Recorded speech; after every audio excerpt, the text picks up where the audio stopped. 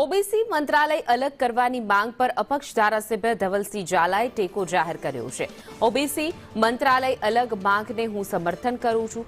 સાથે જ કહ્યું કે ઓબીસી મંત્રાલયથી પ્રશ્નોનું યોગ્ય નિરાકરણ આવી શકે છે। 55% વસ્તીનો આ સમાજ છે। સરકારને મંત્રાલય બનાવવાની વિનંતી કરાય।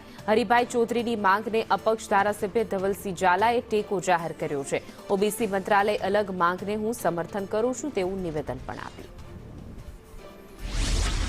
સામાજિક આગેવાન હરિભાઈ ચૌધરીએ માનનીય વડાપ્રધાન નરેન્દ્રભાઈ મોદી સાહેબને પત્ર લખ્યો છે અને પત્રની અંદર ઓબીસી મંત્રાલય અલગથી સ્થાપવા માટેની જે માંગણી કરી છે તેને હું મારું સમર્થન આપું છું। સાથે જ એ મંત્રાલય અલગ બનવાથી તમામ ઓબીસી સમાજને ફાયદો થાય તો ફાયદો એ રીતે થાય કે ઓબીસી સમાજના પ્રશ્નોનું નિરાકરણ આવી શકે।